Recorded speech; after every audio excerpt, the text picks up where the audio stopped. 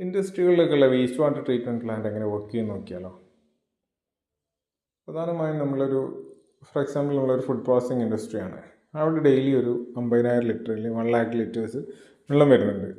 അത് നമ്മൾ അവിടുത്തെ ഫ്ലോർ ക്ലീൻ ചെയ്തിട്ടാവാം, അവിടുത്തെ പ്രോസസ്സിൻ്റെ ഭാഗമായിട്ട് വരുന്നതാകാം, ക്ലീനിങ്ങിലൂടെ വരുന്നതാകാം, എക്യുപ്മെൻറ്റ്സ് വാഷ് ചെയ്യുന്നതിലൂടെ വരുന്നതാവാം. അപ്പം ഈ വാഷ് ചെയ്ത് വരുന്ന വെള്ളം നമ്മൾ ഒരു ടാങ്കിൽ നമ്മൾ കളക്ട് ചെയ്യും. ഈ കളക്ട് ചെയ്യുന്ന വഴിയിൽ തന്നെ നമ്മളൊരു സ്ക്രീൻ ഇൻസ്റ്റാൾ ചെയ്തു. ഫസ്റ്റിൽ വരുന്ന നമ്മുടെ സ്റ്റെപ്പാണ് സ്ക്രീൻ എന്ന് പറഞ്ഞു കഴിഞ്ഞാൽ ജസ്റ്റ് ഒരു മെഷ് പോലെ ഒരു ഡിവൈസ്. അപ്പോൾ അതിൽ നമ്മൾ ഹാർഡായിട്ട് വരുന്ന പാർട്ടിക്കിൾസിനെയൊക്കെ നമ്മൾ ക്യാപ്ചർ ചെയ്യും. എന്നിട്ട് വരുന്ന സെക്കൻഡ് സ്റ്റേജാണ് ഓയിൽ ആൻഡ് ഗ്രീസ് ട്രാപ്പ്. ഇതിൽ നമ്മൾ ഓയിൽ പാർട്ടിക്കിൾസ് അതിൽ ഫാറ്റ് കണ്ടൻറ്റ് വരുന്ന സാധനങ്ങളൊക്കെ നമ്മൾ സെപ്പറേറ്റ് ചെയ്തെടുത്തിട്ട് കുറച്ച് നല്ല വെള്ളമായിട്ടാണ് പുറത്തേക്ക് പോവുക.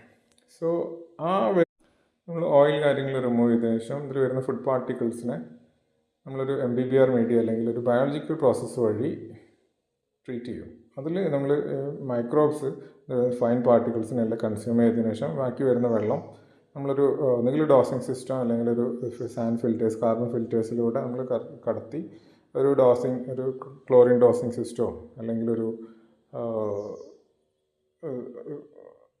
അനറോബിക് ഡൈജസ്റ്ററിലേക്ക് കൊടുത്തതിന് ശേഷം നമ്മൾ ആ ഫൈനൽ വരുന്ന വെള്ളം നമുക്കൊന്നെങ്കിൽ സോക്ക് പിറ്റിലേക്ക് കൊടുക്കാം, അല്ലെങ്കിൽ